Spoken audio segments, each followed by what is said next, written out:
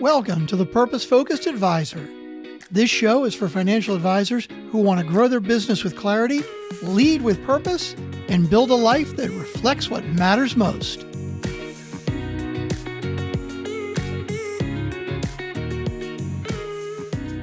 Welcome.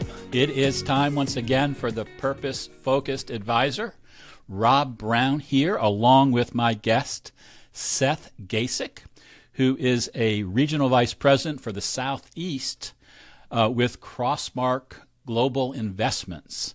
And I was telling Seth as we were getting on the show today that I don't think I've had a wholesaler on the show. And I know a lot of great wholesalers over my career, so this is going to be an extra special episode. Seth, welcome to the program.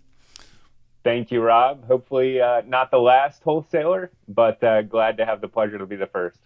Yep. No, probably not the last. It was an angle that I hadn't thought about, I guess. But anyway, nobody probably really cares that you're the first wholesaler on the show. Nothing against you, but that's. But it was worth mentioning. Sure. I wanted to have Seth on the show because as the audience knows, Seth, I've been digging deeper and deeper into this whole idea of being purpose-focused.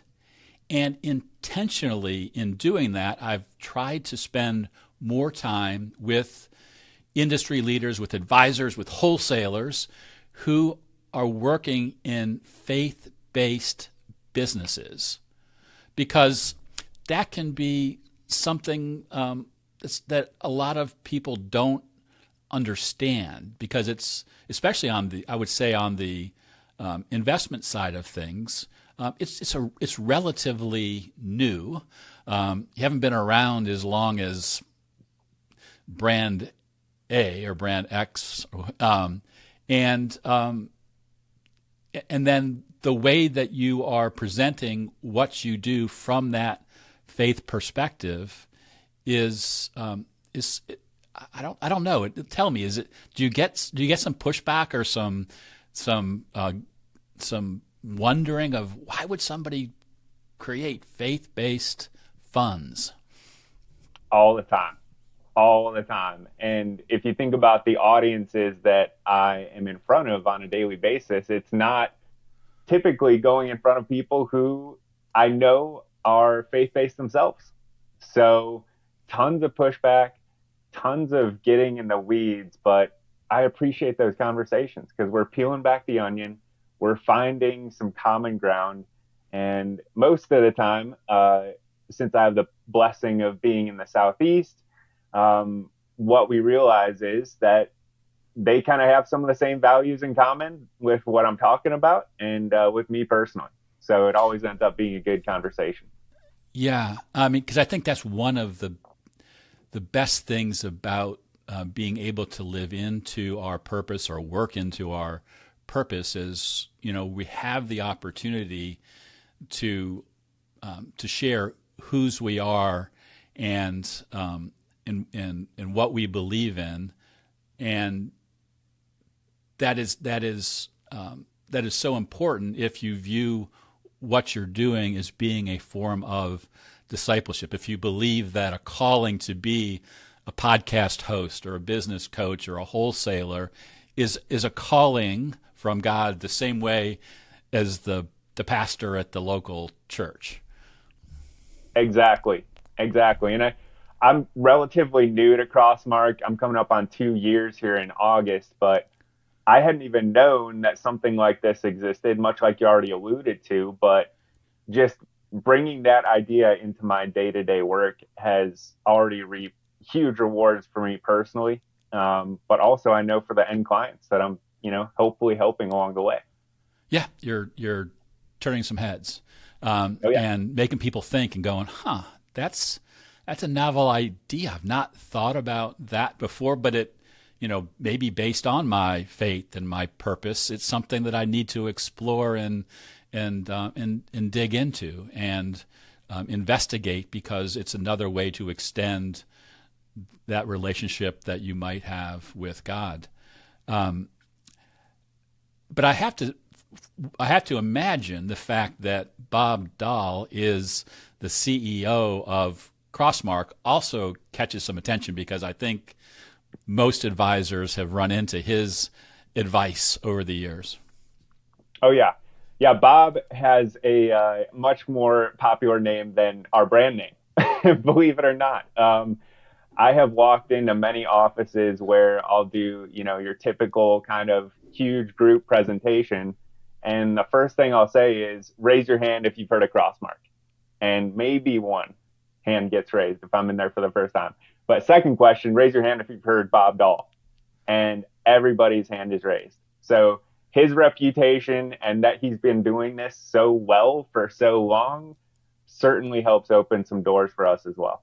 Sure.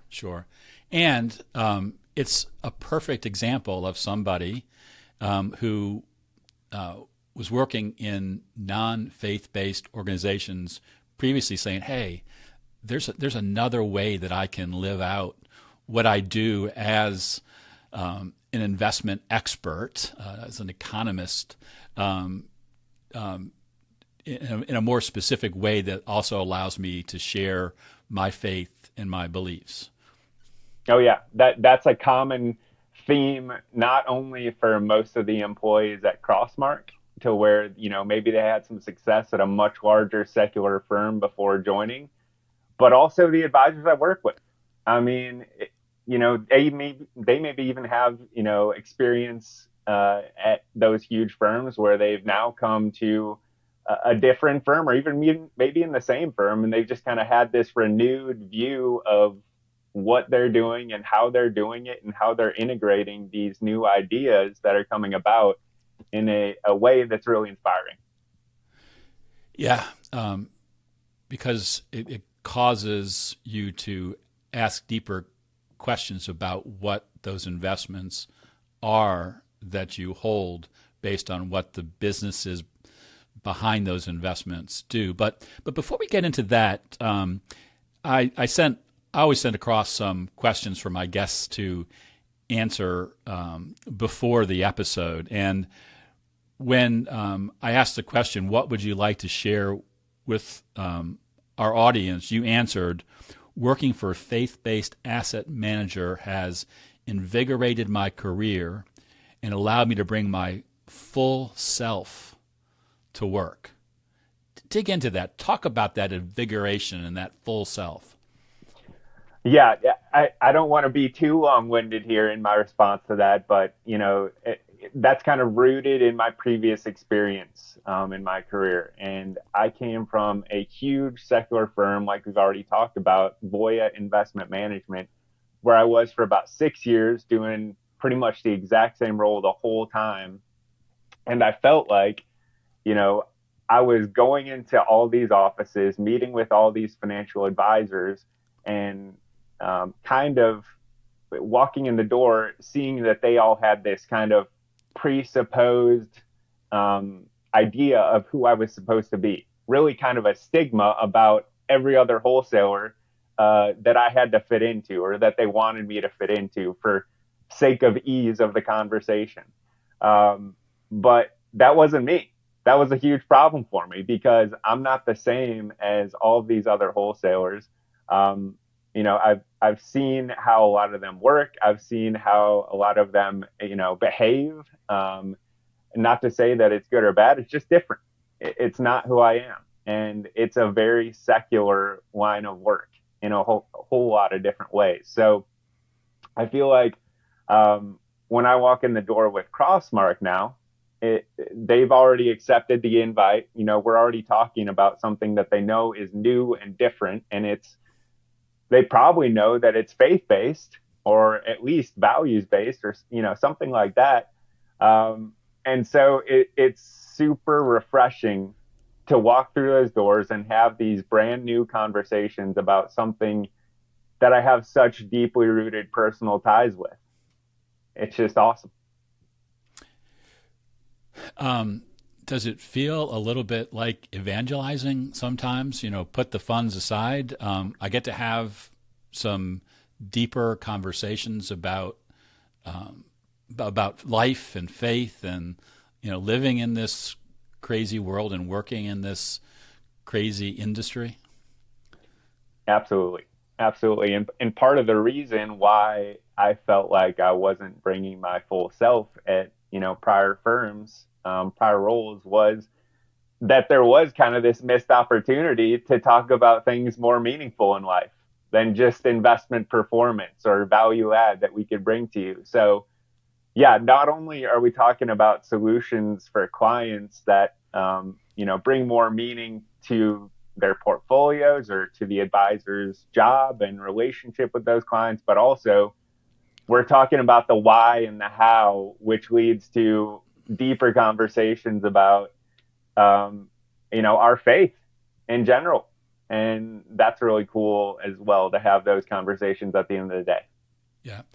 One of my big beliefs is that we all have the responsibility in whatever we do to bring out the best in other people. So hopefully they in turn can bring out the best in others, whether it's their teammates or their clients or the family and friends that they have, is always thinking that way. And I think that's what I heard you describing, is that you have the opportunity to do a good job of representing Crossmark, your firm, but also getting people in talking about Crossmark and faith-based investing to get people to start thinking more deeply about kind of where they stand in their faith. Because I know in talking to lots of advisors over the years,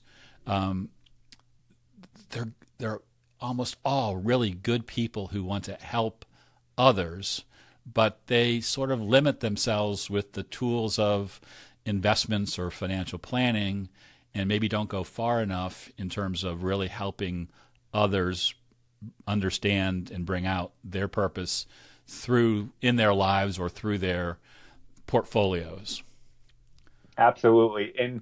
In my experience, I don't want to call people out, but most advisors tend to follow the path of least resistance, right? And so they're developing their career and their book of business in this path of least resistance, where you're focused on certain things that are mainly secular, that aren't incorporating what could be your full self. And it's completely novel concept to most of these people, but for all those reasons, it's super exciting, like we've already talked about. Yeah. I call it the industry narrative, and it's not that it's wrong, but it's not completely right either. In fact, I'm just putting the finishing touches on a new little booklet where I go through what I call 7 shifts between the industry narrative and then being a purpose-focused advisor. And in that, one of the things I talk about, well, in the industry narrative, AUM equals success. And if you're growing a business, I'm not suggesting that growing your AUM is a bad thing. In fact, Seth, I'm guessing that you probably get graded on AUM, the assets that you bring into Crossmark.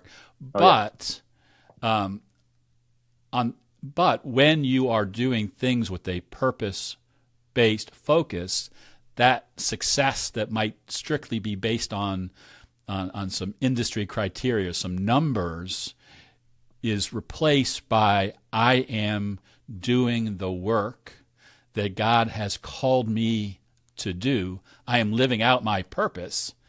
And 100% of the time, when I work with an advisor who has that perspective, their business is growing faster than they ever thought possible too. So you kind of get both, but what do you put first? Does that make sense? Absolutely. Absolutely.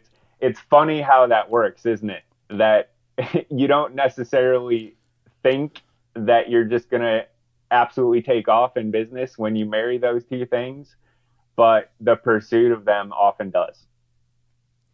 Yeah, when you're doing things for purpose and on purpose, it makes your decisions easier. It's easier to say yes to the things that you should be saying yes to, and no to the things that that are getting in the way. I think that is just so crucial to think about. But let's shift gears. So let's say that you're walking into an office that you've not been in before, and you're getting in front of a group of advisors, and this is the first time that they're hearing about faith-based investing, let alone Crossmark. What are the first few questions that come out? Well, how do you do it? It is pretty frequently asked question. Sometimes it's the why. Why is this important to me? A lot of people, frankly, will tune us out just knowing that we're putting it out there, right? Just introducing the topic of faith-based or values-based investing, which, being a wholesaler, you're used to some people tuning you out, obviously, but it's been quite the thrill. I mean, if we get those questions, that means we have interest. And that's where this whole thing takes off, right? Because we can answer those questions. I think that everything that we've developed at Crossmark addresses those questions very well. And it, kind of like you just said, I mean, tying my personal beliefs into this makes those questions a lot easier to answer. So let's look at those questions. So you said the first one is often how. And I think that's because this is stereotyping a little bit, but a lot of advisors are analytical, and because they do research on investments and portfolios. So how is important. So if they're asking that how question, what is it they're really trying to get to when they're parsing faith-based investing or Crossmark funds in particular? Normally it comes down to kind of two different avenues that they're really after. It's either another new stigma that I have to face in this role, which is that, in order to align your investments with your values, you have to give up performance, or it's a genuine curiosity of how is this even possible? I didn't even know this was something that was out there. How can we actually do this? Which is really cool as well. Yeah, and I think from what I've been able to learn is that you don't sacrifice investment performance, and the way that you find those investments is by having a deep bench of really skilled people who are asking the right questions, and it's not just the surface level question that you might get about a business and what they really stand for, not just they don't fit because they're in an industry, alcohol or tobacco or whatever. Oh yeah, it's getting to the heart of what a company is, and different companies, different quote unquote competitors of Crossmarks will do this differently. But I am very glad to have a guy like Bob Dahl at the helm who, has his hands all over this whole investment process. And so what are there some basic screenings that you describe when you're introducing somebody to the how? Yeah, we typically introduce our screening with just three simple words. It's avoid, it's embrace, and it's engage. So you can kind of extrapolate from those three words what might we be alluding to. So, avoid is the companies where we're doing exclusionary screening. And then embrace is companies where we're allocating more to those that we've identified as doing good. And then engage is just simply engaging with the companies where we have an ownership stake, trying to tell them to, be more proactive in certain areas, or to stop doing certain activities that we might find questionable.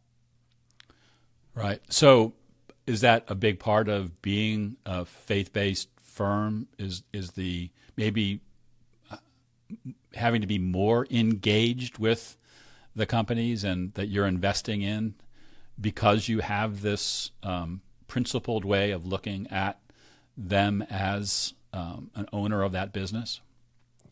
Absolutely. I mean, it would be a huge mistake not to consider all of the things that you're, sending to a company by way of company resolutions, proxy voting, any communications really. And, that's not the case with your large secular firms. They kind of all fall in line.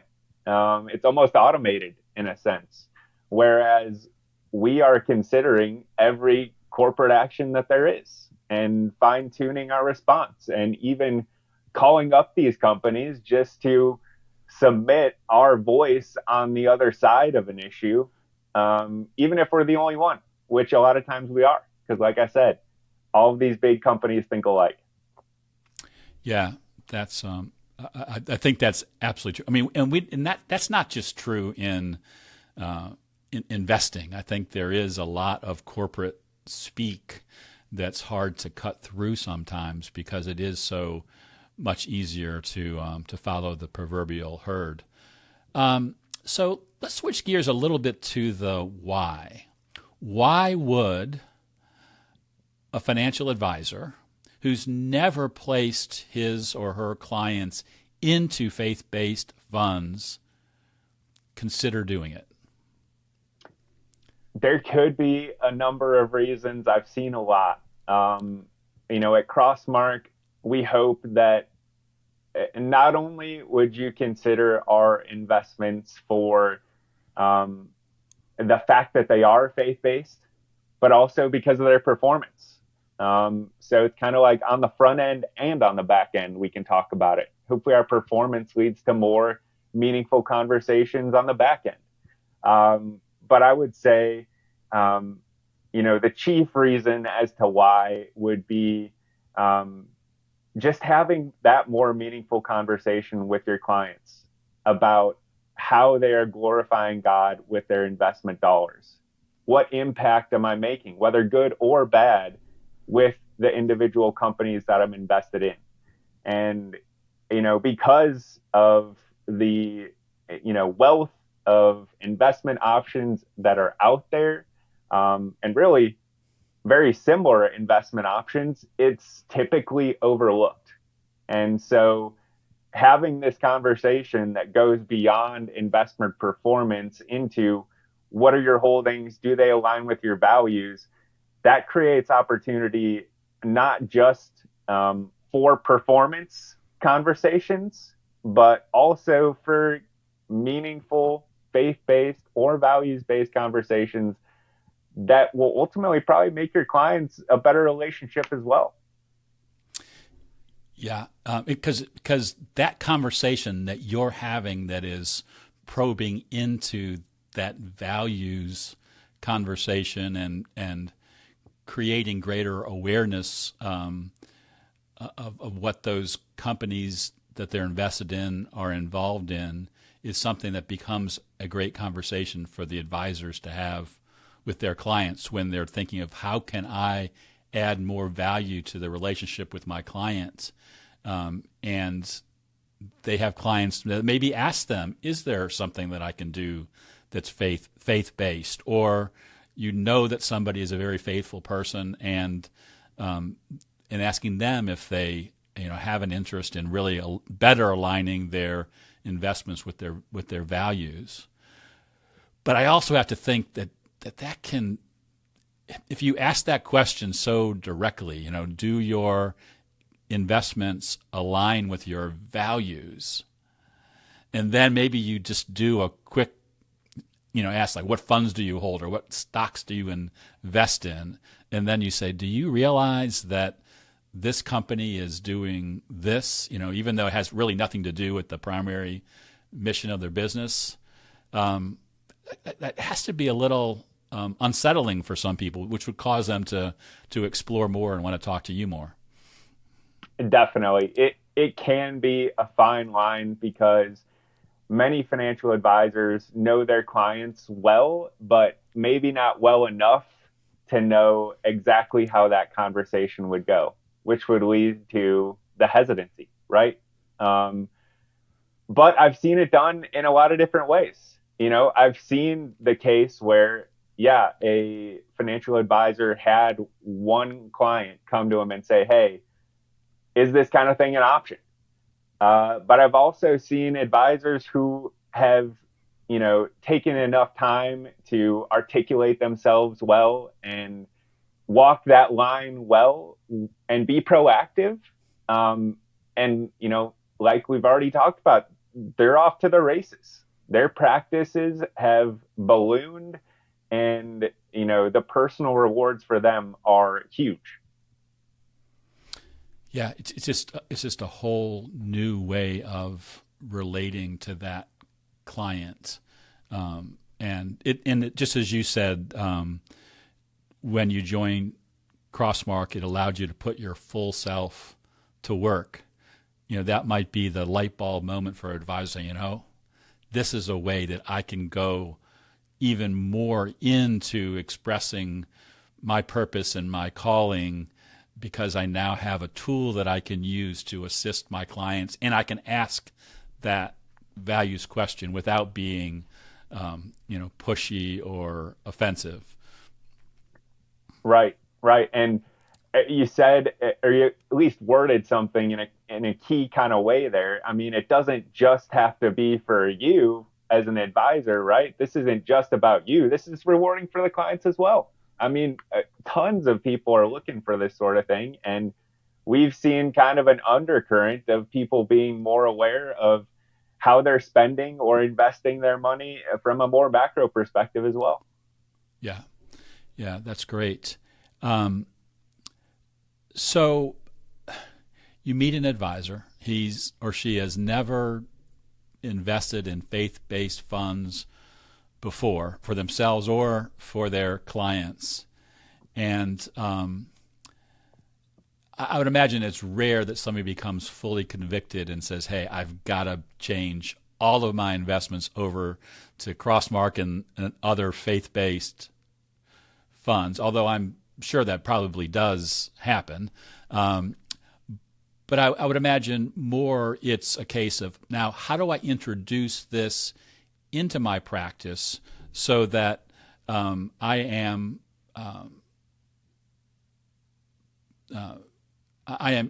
doing it in a way that, because you couldn't say, okay, my clients, they're going to sell everything that they have and put them into the Crossmark funds. There might be some like tax problems, there's all sorts of stuff that can happen. So what is that transition, that introduction, that use of the funds look like? How do advisors who say, I can't go all in, but I really want to make this part of what I do, what are some steps that they can take to do that? There are, a plethora of different ways that you could start to kind of gradually move in that direction, right? For example, different vehicles offer different ways to manage risk and tax and smooth things out. If you have individual stock holdings, you could use an SMA, right? And you could even do some customization from a tax perspective to minimize the gains or spread them out or something like that, or just make sure that things happen not so quickly and a little bit more gradually. But also you could just take advantage of market cycles. I mean, before this year, it wasn't relevant really to diversify international space, for example. Maybe you kind of slowly dollar cost averaged in international over the past number of years, thinking it was going to come back into vogue. Well, you could slowly start to move into a fund in a similar way.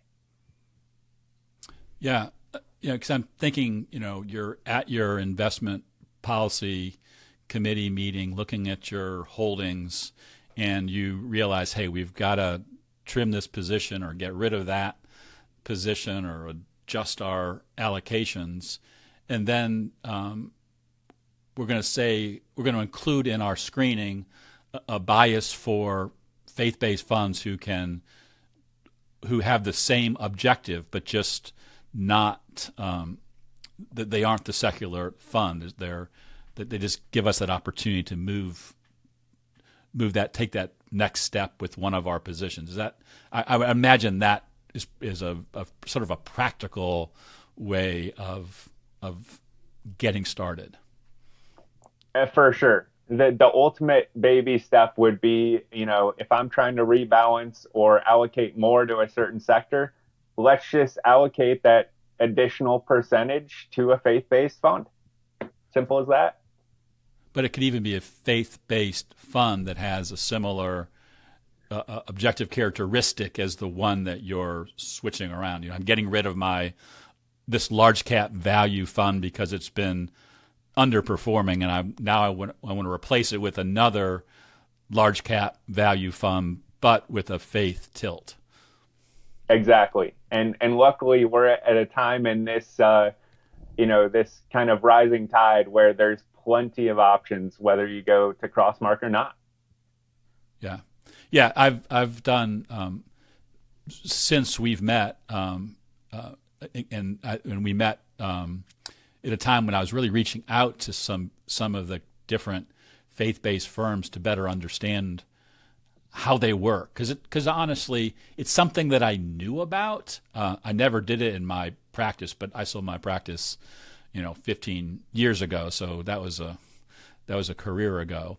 But it wasn't getting a lot of airtime. And then, of course, you start poking around and looking at something, and it's just like when you buy the red Ferrari. Now you see a whole bunch of other red Ferraris on the road and realize you aren't the only one with the red Ferrari. And I just there are a lot of really intelligent people who have built crazy good companies around this faith-based investment model, and from my research, they're all growing and actually helping each other grow, because it's that kind of space where you have to really not promote, but not try to isolate yourself as like we are the only ones, because there is room for more, and that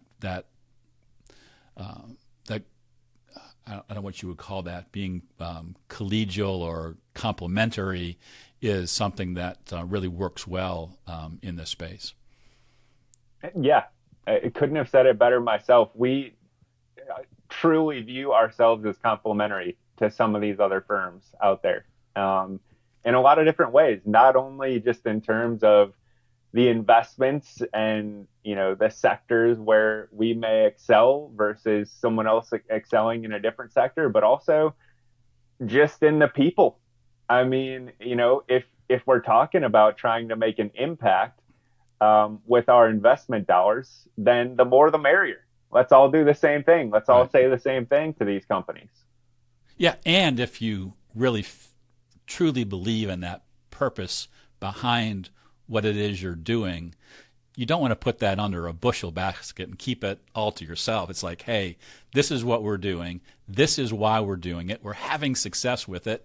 And because we really believe in what we're doing, we want more people to do it because there's impact there too. Exactly. And, the more people we get speaking about this and bringing it to companies' attention, the better it is for everybody. I mean, we'll get better results just because we're working together. Yeah. I think God doesn't necessarily want us to all work alone in our little silos. We're meant to be in community anyway. Seth, this has been great, but it is time to land the plane. I've been going a little longer than I wanted to, but I think maybe that's a wholesaler trick. You always get the long conversations with the wholesalers. They don't want to let you go. But is there anything that we should have talked about that we haven't? Anything that maybe you want to point out about faith-based investing and what you're doing that would help somebody, an advisor who's listening, to say, I need to take a look at this? I would say, to kind of tie it back to my personal story, I had no idea that this stuff existed before I heard about Crossmark.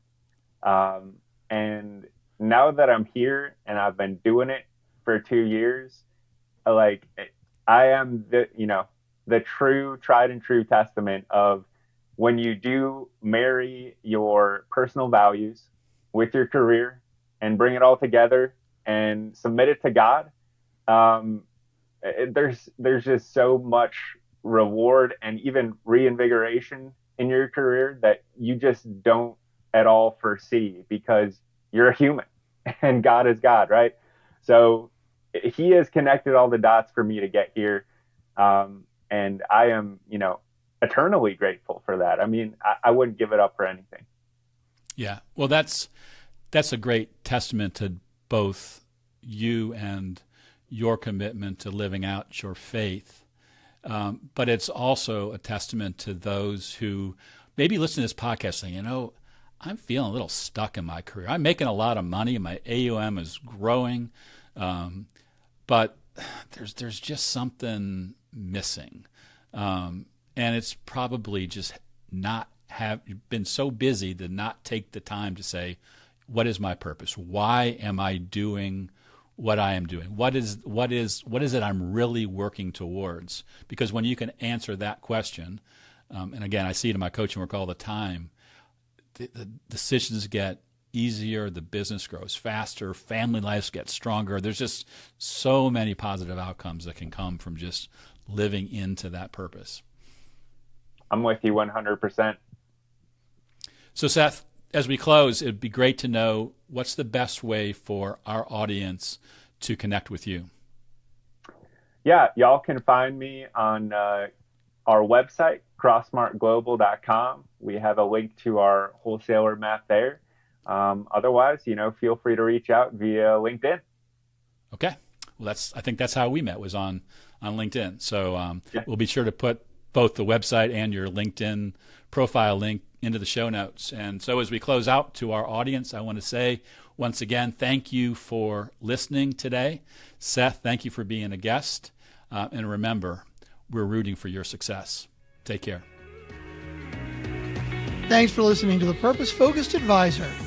If today's episode gave you something to think about, or a step you're ready to take, head over to truestfancoaching.com. There you'll find tools, resources, and ways we can work together to help you lead with purpose and build the business and life you were meant for. If you enjoyed the show, we'd be grateful if you take a moment to rate and review it. It helps more advisors find their way here.